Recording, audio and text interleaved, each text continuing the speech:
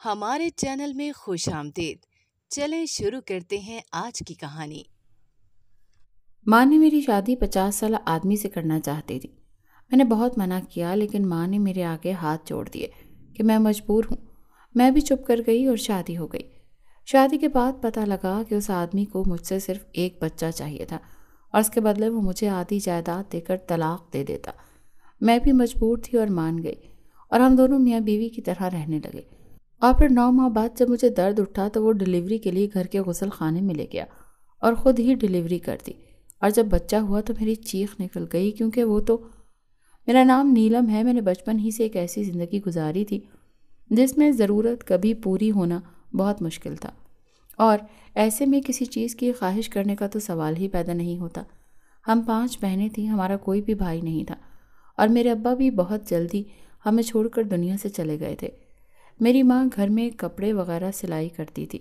ہم بہنیں بھی مل کر اماں کے ساتھ ہاتھ بٹاتی تھیں۔ اس سے ہمارے گھر کا گزارا اچھا ہو رہا تھا، جبکہ میں اور مجھ سے میری چھوٹی بہن ہم دونوں اسکول پڑھاتی تھی اور انہیں اسکول کے بچوں کو گھر میں ٹیوشن پڑھاتی تھی۔ اس طرح کر کے ہم لوگ اپنا گزارا کرتے تھے۔ ایسے میں ہمارا گھر چل جاتا تو یہی بہت بڑی بات تھی۔ اپنی ذاتی خواہشات اور ضروریات پوری کرنا تو بہت دور کی بات تھی۔ سب لوگ مل کر گھر چلا رہے تھے۔ بھائی کوئی تھا نہیں، ابا بھی اب موجود نہیں تھے۔ ایسے میں ساری ذمہ داریاں ماں کے اوپر تھیں، اور پھر رشتہ داروں کا تو یہ کیا ہی کہنا۔ ان لوگوں نے تو ایسے منہ پھیر لیا تھا جیسے ان کا ہمارے سے کوئی واسطہ تعلق ہی نہ ہو۔ جب تک ابا زندہ تھے تو پھر بھی تھوڑی بہت بول چال تھی، اور اب ان لوگوں کا ہمارے گھر میں تھوڑا بہت آنا جانا ہوتا تھا، لیکن ابا کے جانے کے بعد تو سب لوگوں نے ایسے منہ پھیر لیا، ایسے ہم سے دور ہو گئے جیسے ہمارا ان لوگوں کے ساتھ کوئی واسطہ تعلق ہی نہ ہو۔ ہم لوگوں نے بھی صبر کر لیا تھا، اپنا گزارا خود کرنے کا ہی سوچ لیا تھا۔ میری اماں کو ہر وقت یہ فکر کھاتی رہتی تھی کہ یہ ایک تو گھر میں کوئی کمانے والا نہیں ہے، اوپر سے 5 بیٹیوں کا بوجھ ان کے سر پر تھا۔ وہ ہر دن اسی فکر میں رہتی تھی کہ وہ کیسے اپنی بیٹیوں کا فرض ادا کریں گی، جبکہ میں انہیں سمجھانے کی بہت کوشش کرتی تھی کہ جو کچھ ہمارے نصیب میں ہوگا ہمیں مل جائے گا، اس میں انہیں فکر کرنے کی ضرورت نہیں ہے۔ میں جس پر اسکول میں پڑھانے کے لیے جایا کرتی تھی، وہاں پر میری ملاقات سر ناصر سے ہوئی۔ سر ناصر بھی وہاں کے ٹیچر تھے اور بہت ہی خوش مزاج تھے، اچھے انسان تھے۔ شروع میں تو میری ان کے ساتھ زیادہ بات چیت نہیں تھی، میں اپنے کام سے کام رکھتی تھی۔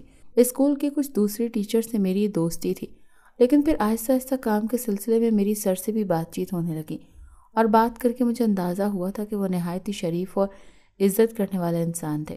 وہ میرے بہت سارے کاموں میں میری مدد کرتے تھے، اور اسی طرح بات کرتے کرتے بات یہاں تک پہنچ گئی تھی کہ وہ مجھے اچھے لگنے لگے اور میں بھی انہیں اچھی لگنے لگی تھی۔ انہوں نے کہا تھا وہ اپنے گھر میں رشتے کی بات کریں گے اور بہت جلد ہی مجھ سے شادی بھی کریں گے، اور میں اس بات کو لے کر بہت خوش تھی۔ میں نے یہی سوچا تھا کہ اس بہانے سے چلو یہ ہو جائے گا کہ میں اپنے گھر کی ہو جاؤں گی اور میری اماں کی تھوڑی بہت فکر کم ہو جائے گی۔ میں نے ان سے کچھ بھی نہیں چھپایا تھا اور صاف صاف کہہ دیا تھا کہ ہم لوگ امیر نہیں ہیں، بلکہ ہمارا تعلق بہت ہی غریب طبقے سے ہے۔ میرے ابا ہمارے سر پر موجود نہیں ہیں، اور ایسے میں ہم خود ہی اپنا گزارا کرتے ہیں، اور میری اماں تو جہیز کے نام پر ڈھیر سارا سامان مجھے نہیں دے سکتی، نہ ہی ہم شادی کوئی بہت دھوم دھام سے کر سکتے ہیں۔ جبکہ ناصر کو بھی اس بات پر کوئی اعتراض نہیں تھا۔ اس کا کہنا تھا وہ بھی کسی بہت ہی امیر خاندان سے تعلق نہیں رکھتا، وہ لوگ بھی درمیانے طبقے کے لوگ ہیں، بس محنت مزدوری کر کے اپنا گزارا کرتے ہیں، اسی سے گھر چلتا ہے۔ اور پھر اس کا یہ بھی کہنا تھا کہ اسے میرے علاوہ کچھ بھی نہیں چاہیے۔ جب میں اس کی زندگی میں شامل ہو جاؤں گی تو پھر چیزوں کی اور پیسے کی اسے اور ضرورت نہیں ہے۔ یہ سب سے بڑا بوجھ تھا، وہ بھی میرے سر سے اتر گیا تھا۔ اب میں نے موقع دیکھ کر اماں سے اس بارے میں بات کرنی تھی۔ مجھے نہیں معلوم تھا کہ اماں کو اس بات کو سن کر کیا ری ایکشن ہوگا اور وہ اس پر راضی ہوں گی بھی یا نہیں، لیکن تھوڑا بہت مجھے اس بات پر یقین تھا، کیونکہ میں جانتی تھی کہ میری امی بھی ہمیں اپنے گھروں کا کرنا چاہتی ہیں۔ ایسے میں وہ اس رشتے سے انکار نہیں کریں گی، کیونکہ اگر میری ماں میرا اور بہنوں کے رشتے کہیں اور کرتیں تو وہ لوگ شادی کے وقت ڈھیر ساری فرمائشیں کرتے اور جہیز کی ایک لمبی لسٹ جاری کر دیتے، جس کو پورا کرنا میری ماں کے بس کی بات نہیں تھی۔ ایسے میں اماں بھی چاہتی تھی کہ ہم بہنوں کی شادی ایسے گھر میں ہو جو بس عزت سے آ کر ہمیں رخصت کر کے لے جائیں اور فضول کی رسومات میں فضول کے خرچوں میں نہ پڑیں۔ میں اسکول کی نوکری 3 سال سے کر رہی تھی، اور اب میں اپنی زندگی کی نئی شروعات کرنے کے لیے بہت ہی خوش تھی۔ یہ سوچ رہی تھی کہ میری شادی ہو جائے گی تو میری زندگی بدل جائے گی، میرے حالات بدل جائیں گے اور میں ایک اچھی زندگی گزاروں گی، ایسی زندگی جو بچپن سے گزارنا چاہتی تھی، اور کچھ نہیں تو میری چھوٹی چھوٹی خواہشات پوری ہو جایا کریں گی۔ مجھے اپنی چھوٹی 4 بہنوں کی بھی فکر تھی۔ ایک میری بہن اسی اسکول میں پڑھاتی تھی جبکہ 3 بہنیں چھوٹی تھیں۔ میں چاہتی تھی کہ ماں کے اوپر زیادہ بوجھ نہ پڑے، اسی لیے جتنی جلدی ہو سکے میں اپنے گھر کی ہو جاؤں۔ پہلے تو میری اماں ہماری شادی کا رشتہ داروں کے کرنے کا ارادہ رکھتی تھیں۔ میری تو بچپن میں منگنی ہوئی تھی میرے تایا زاد کے بیٹے سے، لیکن ابا کے انتقال کے بعد ان لوگوں نے منگنی ختم کر دی، کیونکہ وہ جانتے تھے کہ ابا کے جانے کے بعد ان لوگوں کو ہم سے کیا ملے گا، اور آج کل تو سبھی لوگ لڑکی سے زیادہ اس لڑکی کے ساتھ کیا کچھ جائے گا جہیز میں اس بارے میں سوچتے ہیں، جبکہ میری ماں جہیز کے نام پر ہمیں چند کپڑوں کے علاوہ اور کچھ نہیں دے سکتی تھی۔ اسی لیے کسی نے بھی خاندان میں ہمارا رشتہ لینے کے بارے میں نہیں سوچا، بلکہ جو رشتہ پہلے سے تھا اسے بھی ختم کر دیا گیا۔ مجھے وہ دن آج بھی یاد ہے جب میری تائی نے گھر آ کر ہمیں ذلیل کیا تھا، اس رشتے کو ختم کر دیا تھا۔ ان کا کہنا تھا وہ کبھی بھی اپنے اکلوتے بیٹے کی شادی ایسے غریب گھر میں نہیں کر سکتی، یہاں پر اگر ان کا بیٹا ملنے کے لیے آئے تو اسے 2 وقت کا کھانا بھی نہ ملے۔ امیری غریبی انسان کے اپنے اختیار میں نہیں ہوتی، لیکن اس کے باوجود کچھ لوگ ایسے ہوتے ہیں کہ جن کے پاس اگر چند پیسے آ جائیں تو اپنے آپ کو دنیا کا امیر ترین انسان سمجھنے لگتے ہیں، اور باقی سب لوگوں کو زمین پر چلنے والے کیڑے مکوڑے۔ اگر ہم لوگ غریب تھے اور میرے ابا جلدی دنیا سے چلے گئے تھے تو اس میں ہمارا کیا قصور تھا؟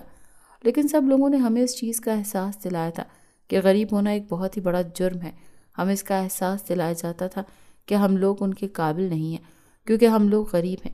یہاں تک کہ میری پھپھو نے اپنی بیٹی کی شادی کی تھی، اور اس شادی میں بھی ان لوگوں نے ہمیں نہیں بلایا تھا، صرف اور صرف اس لیے کہ وہ نہیں چاہتی تھی کہ ان کی شادی میں ہم لوگ شرکت کریں، کیونکہ انہیں لگتا تھا کہ ہم لوگ ان کے مقابلے کے نہیں ہیں، اور ان کی طرح نہ تو مہنگے تحفے تحائف دے سکتے ہیں، نہ ہی ان کی طرح مہنگے مہنگے کپڑے پہن کر شادی میں شرکت کر سکتے ہیں۔ ایسے میں وہ ہمیں اپنی شادی میں بلا کر اپنی شادی کے شوق خراب نہیں کرنا چاہتی تھی، اسی لیے ہم لوگوں کو شادی پر بھی نہیں بلایا گیا۔ یہاں تک کہ ہمارے سب رشتہ داروں نے ہم سے ملنا جلنا کم کر دیا، صرف اور صرف اس وجہ سے کہ ہم لوگ کم حیثیت کے ہیں اور ہمارے گھر میں غربت تھی۔ یہ ساری باتیں جہاں ہم لوگوں کو بہت تکلیف دیتی تھی، وہیں پر میری امی کو بھی ان ساری چیزوں کو دیکھ کر بہت غصہ آتا تھا، اور دل ہی دل میں وہ یہ دعا کرتی تھی کہ کچھ ایسا ہو جائے کہ ہم لوگ ان سے زیادہ امیر ہو جائیں، اور پھر میری اماں ہر چیز کا حساب ان سے لے کر رہیں گی۔ جو تکلیف ان لوگوں نے ہمیں دی تھی اور جہاں انہوں نے ہمیں نیچا دکھانے کی کوشش کی تھی، انسان جتنا بھی صبر والا ہو، جتنا بھی اچھا ہو، لیکن انسانوں کے اس قسم کے رویوں سے بدل کر رکھ دیتے ہیں۔ انسان یہ سوچنے پر مجبور ہو جاتا ہے کہ اس کے پاس دولت ہوتی اور اس کے پاس بھی پیسہ ہوتا تو وہ اپنے سامنے کسی کو کچھ بھی کہنے کی اجازت نہ دیتا، وہ سب کے منہ بند کروا دیتا، اور ایسا ہی کچھ میری اماں بھی چاہتی تھی، لیکن افسوس کے ساتھ ایسا چاہنے سے ایسا ہو نہیں سکتا تھا۔ ہم لوگ تو پورا مہینہ سارے گھر والے مل کر محنت کرتے تو ہمارے گھر کا گزارا ہوتا تھا، ایسے میں ہم لوگوں کا مقابلہ کیسے کر سکتے تھے؟ ایسا سوچنا بھی بیکار تھا۔ میری اماں کو تو گھر کی پریشانی میں الجھی رہتی تھی، اور کچھ لوگوں کی باتوں نے انہیں مزید پریشان کر کے رکھا ہوا تھا۔ جو بھی گھر میں آتا تو اماں سے یہی کہتا کہ وہ کس طرح اپنی 5 بیٹیوں کا فرض ادا کریں گی، اور بہت ہی افسوس سے ہمیں دیکھتی اور ترس والی نگاہوں سے دیکھتے تھے، جس طرح جیسے ہم لوگ کوئی بہت ہی بیچاریاں ہیں۔ اور پھر اس ساری باتوں کی وجہ سے میری ماں پریشان رہنے لگتی، کبھی کبھار تو ان کی طبیعت بگڑ جاتی۔ پھر میں انہیں سمجھاتی کہ وہ لوگوں کی باتوں پر دھیان نہ دیا کریں، لیکن اس کے علاوہ اور کوئی راستہ بھی تو نہیں تھا۔ انسان نہ چاہتے ہوئے بھی لوگوں کی باتوں پر دھیان دینے لگتا ہے، یہ بات تو میں اچھی طرح سے جانتی تھی، لیکن اس کے علاوہ ہم کر بھی کیا سکتے تھے؟ نہ تو ہم لوگوں کے منہ بند کر سکتے تھے، نہ ہی اپنے حالات بدل سکتے تھے۔ ہر وقت میری اماں کا موڈ خراب رہتا تھا، وہ کسی نہ کسی بات پر غصہ کرتی تھی۔ ہم لوگ اچھی طرح سے جانتے تھے کہ وہ کس بات کا غصہ نکالتی ہیں، اسی لیے ہم سب بہنیں خاموشی سے ان کی ساری باتیں سن لیتی۔ ایک تو وہ عمر کے جس نہج پر پہنچ چکی تھی، ایسے میں چھوٹی چھوٹی باتیں انسان کو غصہ دلاتی ہیں، اور اب جیسے جیسے ہمارے حالات ایسے تھے، ان کا غصہ کم کرنا عام سی بات تھی، اسی لیے ہم لوگ خاموش ہو جاتی اور جو اماں کہتی خاموشی سے سن لیتی۔ لیکن پھر یہ کیسی تبدیلی آئی تھی کہ میں کافی حیران ہوئی۔ کچھ دنوں سے میری ماں کے چہرے پر مسکراہٹ اور خوشی تھی، مجھے نہیں معلوم تھا کہ اس کے پیچھے کیا وجہ ہے، اور میں جاننا چاہتی تھی، لیکن میرے پاس وقت نہیں تھا۔ میں اپنے اسکول سے آ کر گھر کے کاموں میں لگ جاتی اور اس کے بعد میرے ٹیوشن کے بچے پڑھنے کے لیے آ جاتے اور ان کو پڑھاتے پڑھاتے رات ہو جاتی۔ ایسے میں مجھے موقع ہی نہیں ملتا تھا کہ میں 2 گھڑی اماں کے ساتھ بیٹھ کر ان سے ان کی خوشی کی وجہ پوچھ سکوں، لیکن میں مطمئن تھی کہ میری امی خوش ہیں اور انہیں ایسے خوش دیکھ کر میں بھی خوش ہوتی تھی۔ ویسے بھی میں خود بھی اماں سے بات کرنا چاہتی تھی، کیونکہ میں نے ان سے نہ صرف اس بارے میں بات کرنی تھی بلکہ ناصر کے بارے میں بھی بات کرنی تھی، کیونکہ اس نے اپنے گھر میں بات کر لی تھی۔ اس کے گھر والوں کو اس سے کوئی اعتراض نہیں تھا۔ میری خوشی کا تو کوئی ٹھکانہ نہیں تھا۔ سب سے زیادہ فکر مجھے اس بات کی تھی کہ کہیں اس کے گھر والے اس رشتے سے انکار نہ کر دیں، لیکن جب اس نے مجھے یہ خبر سنائی کہ اس کے گھر والوں کو اس پر کوئی اعتراض نہیں ہے، وہ بہت جلد میرا رشتہ لے کر ہمارے گھر آنا چاہتے ہیں، ایک نہ ختم ہونے والی مسکراہٹ نے میرے چہرے کو چھو لیا تھا۔ اب مجھے اپنی امی سے بات کر کے انہیں بتانا تھا، اس بات پر راضی کرنا تھا کہ اس کے گھر والے بہت جلد ہمارے گھر آنے والے ہیں، اور پھر میں نے چھٹی کے دن وقت نکال کر امی سے اس بارے میں بات کرنے کا ارادہ کیا۔ جیسے ہی میں ان کے پاس بیٹھی اور میں نے ان سے یہ کہا کہ میں ان سے کوئی ضروری بات کرنا چاہتی ہوں، تو ماں کا بھی یہی کہنا تھا کہ وہ بھی مجھ سے ایک ضروری بات کرنا چاہتی ہیں، لیکن میں گھر پر موجود نہیں ہوتی، اسی لیے وہ میری چھٹی کا ہی انتظار کر رہی تھی کہ جیسے ہی میری چھٹی ہوگی اور میرے پاس وقت ہوگا تو وہ مجھے تسلی سے بیٹھ کر اس بارے میں بات کریں گی۔ میں نے امی سے کہا پہلے آپ بات شروع کریں، لیکن ان کا کہنا تھا کہ ان کی بات تھوڑی لمبی ہے اور وہ تفصیل سے مجھ سے بات کرنا چاہتی ہیں۔ ایسے میں اپنی بات کہہ دوں، یہ سوچتے ہوئے میں نے ان سے بات کی اور ساری حقیقت انہیں بتا دی۔ میں نے ناصر کے بارے میں بتایا۔ جیسے جیسے میں انہیں بتاتی جا رہی تھی ان کے چہرے کی طرف دیکھ رہی تھی، میری ماں کے چہرے کے تاثرات بدلتے جا رہے تھے۔ ان کے چہرے پر پہلے جو خوشی اور جس محبت سے وہ مجھے اپنے پاس بٹھا کر مجھ سے بات کرنے والی تھی، اب دیکھتے ہی دیکھتے وہ بدلتے جا رہے تھے۔ ایسا لگ رہا تھا جیسے میری ماں کو میری بات کچھ زیادہ پسند نہیں آ رہی۔ میں نے بس یہی کہا تھا کہ میں ناصر کو پسند کرتی ہوں، وہ بہت ہی اچھا انسان ہے اور میرے ساتھ اسی اسکول میں پڑھتا ہے اور وہ بھی مجھے پسند کرتا ہے، بہت جلدی اپنے گھر والوں کو ہمارے گھر لانا چاہتا ہے۔ میں نے امی سے یہ بھی کہا تھا کہ انہیں فکر کرنے کی ضرورت نہیں ہے، ان لوگوں کو جہیز کے نام پر کچھ بھی نہیں چاہیے، وہ بس سادگی سے میری شادی کریں گے اور مجھے اپنے گھر لے جائیں گے، کیونکہ وہ لوگ بھی ہماری ہی طرح عام سے لوگ ہیں، زیادہ امیر لوگ نہیں ہیں۔ ایسے میں وہ بھی ان فضول خرچیوں میں نہیں پڑتے اور سادگی سے شادی کرنا چاہتے ہیں۔ میں نے امی سے کہا تھا کہ انہیں فکر کرنے کی ضرورت نہیں ہے، کسی خرچے کی فکر کرنے کی ضرورت نہیں ہے، اب تو ان کو کوئی اعتراض نہیں ہونا چاہیے تھا، لیکن میری اماں میری یہ بات سن کر فوراً سے بولیں۔ ان کا کہنا تھا ایسا ہرگز نہیں ہو سکتا، میری شادی میری پسند سے بالکل نہیں ہو سکتی، جہاں پر میں چاہتی ہوں، اور مجھے ماں کا انکار کرنا سمجھ نہیں آیا۔ میں نے ان سے وجہ پوچھی تو ماں کا کہنا تھا وہ بھی مجھ سے اس بارے میں بات کرنا چاہتی ہیں۔ ان کا کہنا تھا انہوں نے میرے لیے بہت ہی اچھے گھر کا لڑکا دیکھا ہوا ہے اور وہ وہاں پر میری بات پکی کر چکی ہیں، اس معاملے پر مجھ سے بات کرنا چاہتی تھی، لیکن اب تک انہیں موقع نہیں ملا اور وہ میرے فارغ ہونے کا انتظار کر رہی تھی، چھٹی کا انتظار کر رہی تھی، اور وہ مجھے تسلی سے بیٹھ کر مجھ سے اس بارے میں بات کرنا چاہتی تھی۔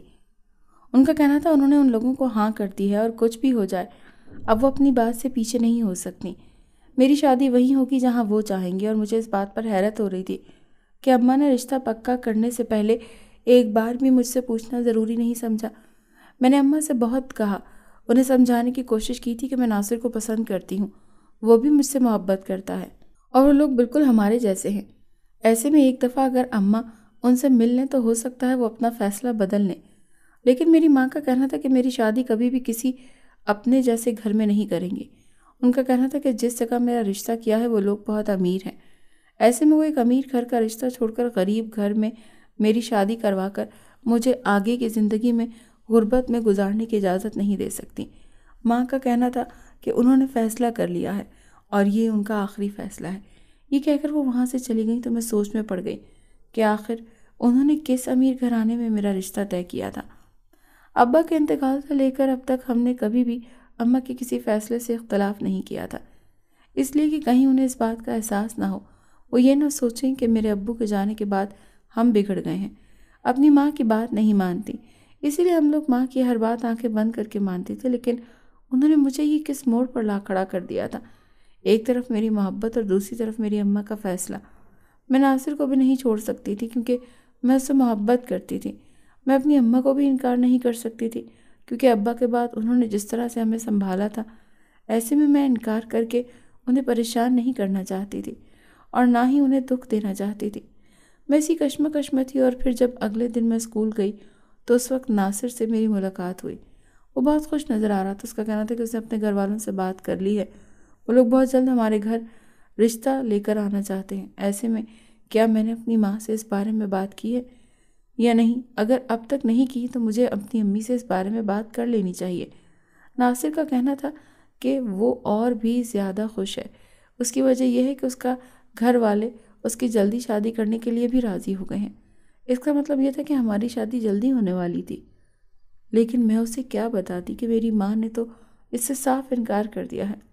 وہ جتنا خوش تھا میں اتنی پریشان اور دکھی، مگر اس وقت میں نے اسے یہ بات نہ کہی۔ وہ مجھ سے پوچھتا رہ گیا کیا میں نے اپنی امی سے اس بارے میں بات کی ہے، لیکن میں خاموش رہی۔ میں ایک دفعہ اور کوشش کرنا چاہتی تھی، ممکن تھا کہ اماں مان جاتی۔ میں نے یہی سوچا تھا کہ میں گھر جا کر دوبارہ سے بات کروں، اس رشتے پر ان کو منانے کے لیے پوری کوشش کروں گی۔ ہو سکتا ہے کہ انہیں میری خوشی کا خیال آ جائے اور وہ رشتے کے لیے ہاں کر دیں۔ میں اسکول سے گھر واپس آئی تو میں دوبارہ سے اماں سے بات کرنے کا سوچا اور ان کے کمرے میں گئی، لیکن یہ کیا؟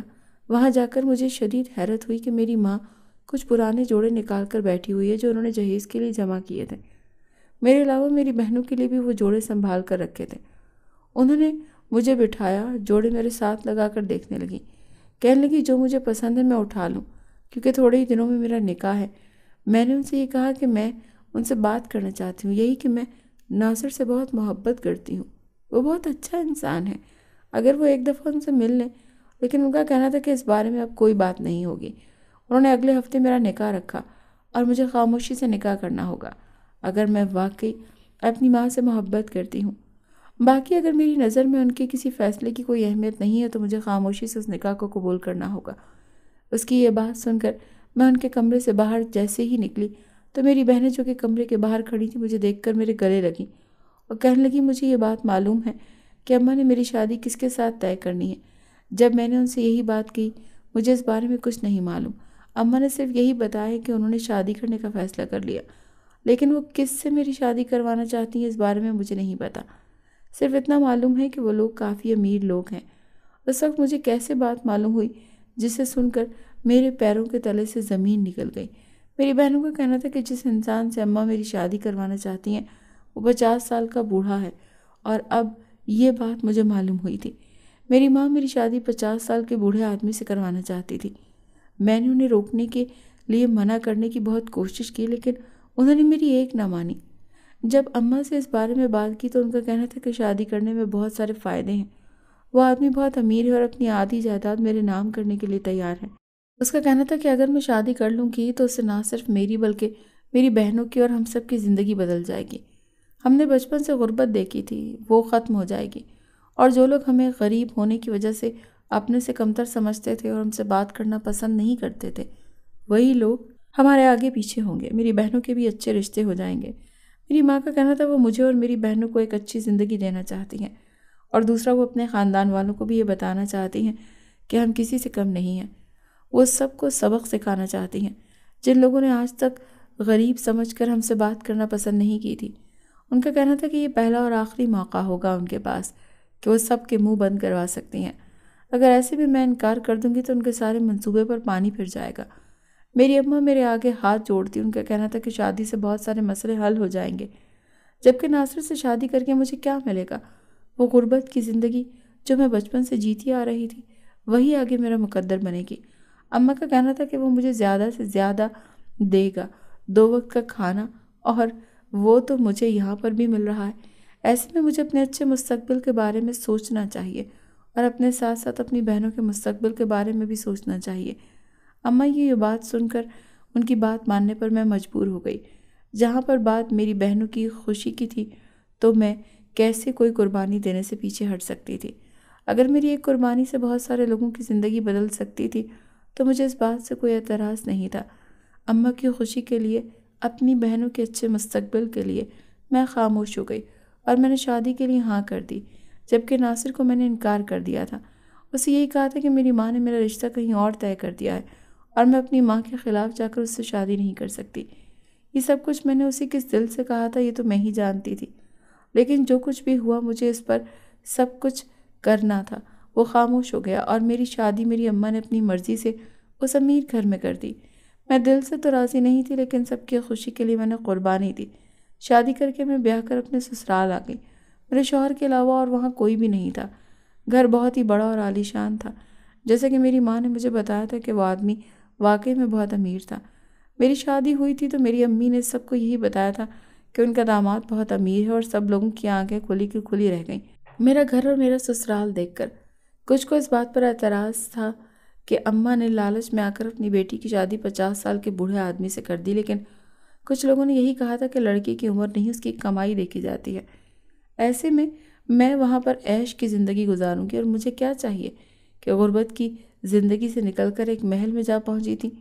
मगर कोई मुझसे पूछता कि वो घर मेरे लिए के सोने के पिंजरे से कम नहीं था, जहाँ पर मैं ना खुश थी और ना ही मुझे शादी करना चाहती थी। मगर जो भी था, अब तो ये शादी हो चुकी थी और मुझे इस रिश्ते को दिल से निभाना था, और मैंने इस घर को अपना घर समझ लिया था और इसको अपना मुकद्दर समझकर कबूल कर लिया था। लेकिन शादी के बाद मुझे एक ऐसी बात सुनने को मिली जिसने मुझे और हैरान कर दिया। शादी के बाद मुझे ये बात मालूम हुई थी कि उस आदमी को मुझसे सिर्फ एक बच्चा चाहिए था, और उसके बदले में वो मुझे अपनी आधी जायदाद देकर मुझे तलाक दे देगा। उस आदमी का कहना था कि उसके बाद मैं अपनी ज़िंदगी अपनी मर्ज़ी से जी सकती हूँ। मैं जहाँ जाना चाहे जा सकती हूँ, जिसके साथ चाहूँ रह सकती हूँ। पहले तो उसकी ये बात सुनकर मैं काफ़ी हैरान हुई, लेकिन फिर बाद में अपना फ़ायदा सोचा और ये सोचा कि मेरी माँ को भी दौलत ही चाहिए थी। ऐसे में मेरी माँ की ख्वाहिश भी पूरी हो जाती। जो दौलत मुझे यहाँ से मिलेगी वो मैं अपनी माँ को दे दूँगी, और ऐसे में मेरी एक बूढ़े आदमी से जान भी छूट जाएगी और मैं अपनी मर्ज़ी से ज़िंदगी गुजार सकूँगी। और इसके बाद मैं नासिर से शादी कर सकती थी। और वैसे भी अगर मैं उसकी बात ना भी मानती तो उसने मजबूरन मुझसे अपनी हर बात मनवा ही लेनी थी, क्योंकि अब मैं उसकी बीवी थी और उसका मुझ पर हक था, जिसे मैं चाहकर भी इनकार नहीं कर सकती थी। और फिर इसके बाद मैंने उसकी बात मान ली और हम दोनों मियाँ बीवी की तरह रहने लगे। मेरे शौहर का कहना था जब तक बच्चा नहीं हो जाता तब तक मैं इस घर से बाहर नहीं जा सकती और ना ही किसी से मिल सकती हूँ। मुझे इसलिए ये बात काफ़ी अजीब लगी थी, लेकिन जहाँ मैंने उसकी हर बात मानी थी, ये बात मानने पर मजबूर थी। मैंने अपनी माँ को भी ये कहा था कि मैं अपने घर में खुश हूँ, लेकिन मैं उनसे कुछ अरसे तक मिल नहीं सकती। मैंने झूठ बोल दिया था कि मैं अपने शौहर के साथ मुल्क से बाहर जा रही हूँ और वहाँ पर पता नहीं कितना अरसा लग जाए। जैसे ही मैं वापस आऊँगी उनसे मिलूँगी। लेकिन हकीकत ये थी कि मैं अपने ही घर पर मौजूद थी, लेकिन मेरे शौहर ने मुझे किसी से भी मिलने से या मिलाने से बात करने से मना किया था। घर में भी 1-2 मुलाजिम के अलावा और कोई नहीं था। वो मुलाजमा भी घर के काम काज करके अपने घर वापस चली जाती। यहाँ तक कि मुझे घर के मुलाजमों से भी बात करने की इजाज़त नहीं थी और मैं सारा वक्त अपने कमरे में गुजारती। वक्त इसी तरह से गुजर रहा था और फिर 9 माह बाद जब मुझे दर्द उठा तो मेरे शौहर मुझे अस्पताल लेकर जाने के बजाय डिलीवरी के लिए घर के गुसल खाने में ले गया और ख़ुद ही डिलीवरी कर दी। और जब बच्चा हुआ तो मेरी चीख निकल गई, क्योंकि तो आम बच्चों की तरह बिल्कुल नहीं था। पैदा होते ही उसने कुछ बोला था जिसे मैं समझ ना पाई थी, लेकिन उसे ऐसे कुछ बोलते देखकर मेरी चीख निकल गई थी। इसके बाद मेरा शौहर उस बच्चे को लेकर वहाँ से चला गया। मुझे नहीं मालूम था वो उसे कहाँ लेकर जा रहा है। अगले दिन मेरे शौहर ने मुझे ये कहा था कि उसका काम हो गया, अब उसे मेरी ज़रूरत नहीं है। मैं चाहूँ तो अपने घर जा सकती हूँ और उसे इस बात से कोई फ़र्क नहीं पड़ता, मैं जहाँ भी जाऊँ। मुझे नहीं मालूम था कि उस बच्चे को कहाँ छोड़ कर आया था। जब मैंने इस बारे में उससे पूछा तो उसका कहना था कि उससे मेरा कोई ताल्लुक़ नहीं। हमारे दरमियान पहले ही तय हुआ था कि इस बच्चे के इस दुनिया में आते ही वो मुझे तलाक दे देगा और मेरा उससे और उस बच्चे से कोई ताल्लुक़ नहीं होगा। उस वक्त तो जाने क्या सोच कर मैंने ये कह दिया था, लेकिन मेरे लिए ये मुमकिन नहीं था। मेरे शौहर का कहना था वो अपने कहने के मुताबिक अपनी जायदाद का आधा हिस्सा मेरे नाम कर चुका है और अब ज़्यादा मज़ीद मुझे यहाँ रुकने नहीं दे सकता। मैं यहाँ से जा सकती हूँ। लेकिन मैं जो पहले इस बात पर राज़ी हो गई थी, लेकिन अब जबकि मुझे इस बात का अंदाज़ा हो रहा था कि मेरे लिए मेरा बच्चा दुनिया की हर दौलत से ज़्यादा अहम था, ऐसे मैं कैसे उसे इस तरह से छोड़कर जा सकती थी। जिस वक्त तक वो मेरी ज़िंदगी में नहीं आया था उस वक्त मुझे इस बात की अहमियत का अंदाज़ा नहीं था कि एक माँ के लिए अपने बच्चे को छोड़कर जाना कितना मुश्किल होता है। लेकिन अब जबकि वो मेरी ज़िंदगी में आ चुका था तो ऐसे में उससे दर्द होना मेरे बस में नहीं था। मैंने अपने शौहर की मिन्नतें की, उससे यही कहा कि मुझे ये दौलत उससे नहीं चाहिए, मुझे इस घर में रहने दे। उसका कहना था कि अब मैं मज़ीद इस घर में नहीं रह सकती। उसने जिस मकसद के लिए मुझसे शादी की थी वो पूरा हो चुका है। अब ये घर मुझे छोड़कर जाना ही होगा। मेरे लिए यही बेहतर होगा कि मैं शाम तक अपनी मर्ज़ी से यहाँ से चली जाऊँ। پھر نہ وہ مجھے خود اس گھر سے باہر نکال دے گا۔ مجھے سمجھ نہیں آ رہا تھا کہ آخر وہ مجھے کیوں اس گھر سے نکالنا چاہتا ہے۔ کیا ایسا ممکن نہیں تھا کہ ہم ہنسی خوشی اچھی زندگی گزار لیتے؟ اب تو ہماری اولاد بھی ہے۔ میرا شوہر یہ بات ماننے کے لیے تیار نہیں تھا۔ اس نے صاف کہہ دیا تھا کہ شام کو جب وہ واپس آئے تو میں گھر میں موجود نہ ہوں۔ میں نے بھی سوچ لیا تھا کہ جب تک مجھے اس بات کا راز معلوم نہیں ہوتا میں یہاں سے کہیں نہیں جاؤں گی۔ اپنے شوہر کے کہنے کے مطابق اس کے گھر سے نکل کر ہی تھی، لیکن یہ صرف اس کو لگتا تھا کہ میں اس گھر سے جا چکی ہوں۔ میں وہیں پر موجود تھی، یہ دیکھنا چاہتی تھی کہ آخر میرا شوہر مجھے گھر سے نکالنے پر کیوں تلا ہوا تھا، جبکہ میں تو اس سے عمر میں بھی کافی چھوٹی تھی، اس کے بچے کی ماں بھی تھی۔ تو ایسے میں اسے چاہیے تھا کہ وہ میرے ساتھ زندگی گزار لیتا، لیکن وہ ایسا بالکل نہیں چاہتا تھا۔